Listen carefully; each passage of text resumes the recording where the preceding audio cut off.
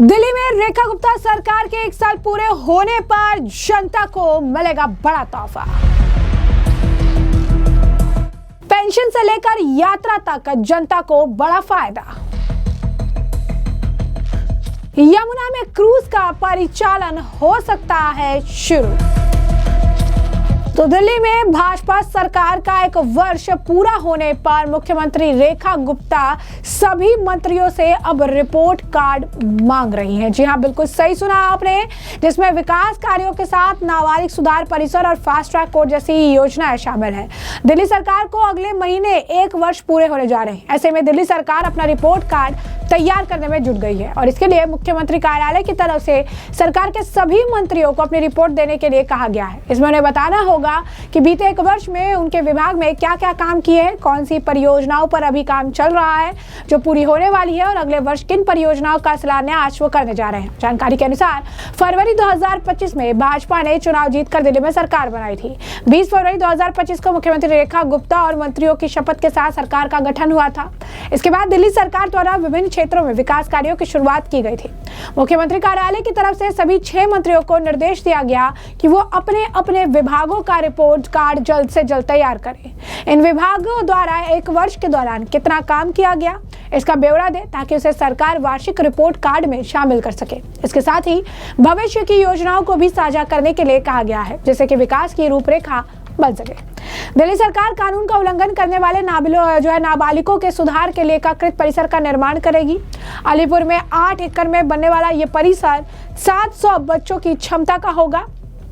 इसमें उन्हें रखा जाएगा जो जुवेनाइल जस्टिस बोर्ड के समक्ष अपनी सुनवाई की प्रतीक्षा कर रही है। बीजेपी सरकार अपनी पहली एनिवर्सरी पर फरवरी में जिन योजनाओं की शुरुआत कर सकती है उसमें सबसे पहले 300 से अधिक इलेक्ट्रिक बसों की शुरुआत है।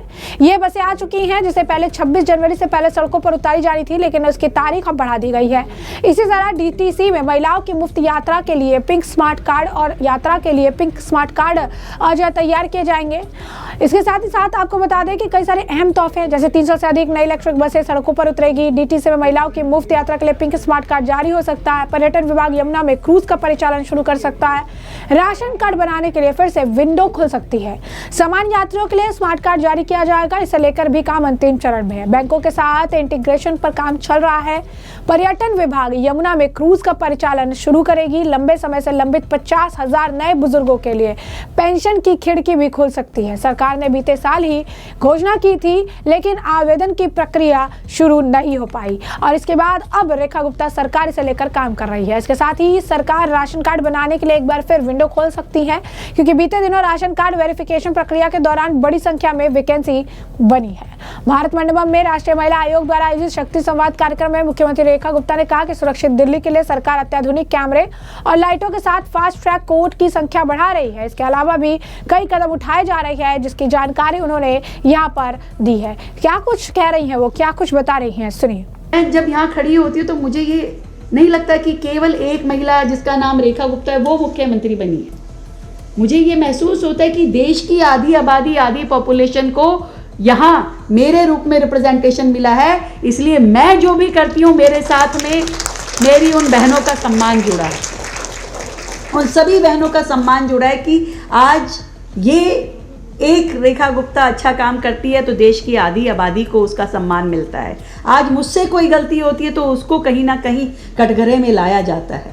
इसीलिए इसी तरीके से हम सबकी भी भूमिका है कि आज हम जहाँ हैं, आप अच्छा काम करती हैं, जब आप न्याय दिलाती हैं, लोगों की मदद करती हैं, उनको रास्ते दिखाती हैं, उनको अपॉर्चुनिटीज़ देती हैं, तो आपको गिना जाता है कि आपने बहुत बेहतरीन काम किया है। राष्ट्रीय महिला आयोग भी गर्व से आपका नाम लेता है, आपके एग्जाम्पल्स देता है बाकी राज्यों में जा कर के। और यही अगर हमसे कुछ चूक हो जाए तो हम स्वयं पे भी ये सोचते हैं कि ये हमें नहीं करना चाहिए था। तो आज मैं आप सबको फिर से बहुत बहुत बधाई देती हूँ और यही कहना चाहूँगी कि 3 पैरामीटर्स हैं जिस पे हमें काम करना होगा। एक तो महिलाओं की सुरक्षा और गरिमा, दूसरा उनका आर्थिक सशक्तिकरण और तीसरा डिसीजन मेकिंग में, नेतृत्व में उनकी सहभागिता। इसके लिए हम सब मिलकर के काम करें, उन्हें आगे लेकर के जाएं। दिल्ली में भी हमने बहुत छोटे छोटे कुछ प्रयास किए हैं जैसे दिल्ली में लेडीज़ जो है वो नाइट शिफ्ट में काम नहीं कर सकती थी, उन्हें परमिशन ही नहीं था। जब मुझे इस बात का ज्ञान हुआ तो मुझे कहा ये कैसे हो सकता है कि अगर कोई महिला काम करना चाहती है, यदि पुरुष को ये अधिकार है कि आप नाइट शिफ्ट में काम करें, तो महिला को क्यों नहीं? तो वो नाइट शिफ्ट में काम कर सके, इसका परमिशन आने के बाद में ऑफिशियली सरकार ने, हमारी सरकार ने दिया। हाँ, ये ज़रूर कहा कि उसके लिए एक सेफ्टी सिक्योरिटी का प्रावधान है, उसके लिए जो जो फैसिलिटीज़ होनी चाहिए वो होनी चाहिए, परंतु वो काम करना चाहती है तो वो काम कर सके, ये परमिशन हमारी सरकार ने आने के बाद दी। ऐसे ही जो गरीब मजदूर बहनें हैं, अब बड़ी नौकरी करने वाली, बड़े बिजनेस करने वाली तो अपने बच्चों को क्रच में छोड़ करके चली जाती है, पर वो मजदूर बहन यदि अपने रोज़गार पे जाती है, मजदूरी करने के लिए जाती है, वो अपने बच्चे को कहाँ छोड़ के जाए? इस सुविधा को देने के लिए दिल्ली सरकार ने 500 पालना केंद्र यानी कि क्रच सेंटर, जहाँ उसके बच्चे की देखभाल हो सके और वो नौकरी कर सके, ऐसे हमने पालना सेंटर बनाए। एक और बेहतर काम किया हमने, दिल्ली में 10 करोड़ रुपए तक का कोलेटरल फ्री लोन हमने दिल्ली की बहनों को देने का निर्णय लिया, ताकि वो चाहे अपना रोज़गार MSME अपना शुरू करके अपने पैरों पे खड़ी हो सके और एक आर्थिक स्वावलंबन की तरफ प्रोसीड कर सके। ऐसे ही सुरक्षा की दृष्टि से 10,000 नए कैमरेज जो कि बहुत ही अपडेटेड होंगे, उनको लगाने के हमने टेंडर किए हैं, और 1 लाख स्मार्ट LED लाइट जो कि सेंसर्ड युक्त होगी, जिसमें कि आपकी लाइट अगर ख़राब होती है तो सीधा कंट्रोल रूम में पता चलेगा कि इस एरिया की ये लाइट नहीं जल रही है, इसको ठीक करना चाहिए। और ऐसे ही हमने 53 नए जुडिशल पदों को स्वीकृति दी है, जिससे कि फास्ट ट्रैक स्पेशल कोर्ट बन सके और ये जो हमारे महिलाओं से जुड़े हुए जो केसेस है उसको जल्द उसका निपटान हो सके, इसके लिए भी हमने दिल्ली में काम किया है। मैं आज आप सभी देश के अलग अलग राज्यों से आई हुई मेरी बहुत ही पावरफुल बहनों को मैं ये कहना चाहती हूँ कि आपने जो ये प्रोग्राम 2 दिन का है यहाँ पे, जहाँ पे लीगल अवेयरनेस, ग्रीवियंस रिड्रेसल और पॉलिसी कंसल्टेशन पे आप लोग चर्चा करेंगी और अपनी कैपेसिटी बिल्डिंग पे आप लोग फ्रेमवर्क बनाएंगी, मैं ये समझती हूँ कि ये बहुत ही महत्वपूर्ण काम है।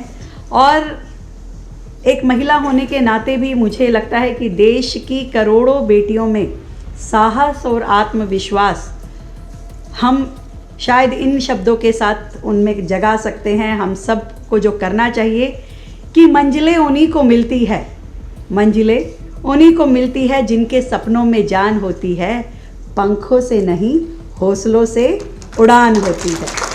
तो आप सब इसी इच्छा शक्ति के साथ में, इसी जोश के साथ में आप लोग महिला आयोग के कामों को आगे बढ़ाएंगी और देश की आधी आबादी, वो शक्ति जो देश के भविष्य के निर्धारण में एक बहुत महत्वपूर्ण भूमिका निभाएगी, उसको संभाल देंगे, उसे आगे लेके जाएंगे, उसे सुरक्षित और गरिमामयी भूमिका निभाने के लिए मौके देंगे। बहुत बहुत धन्यवाद।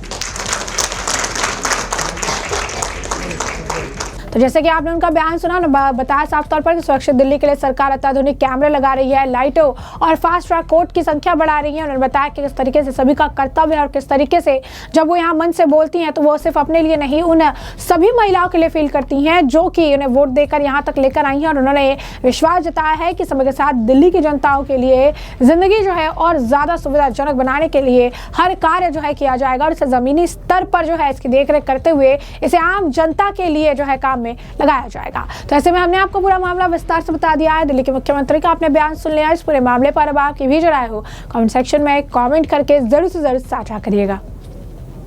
धन्यवाद।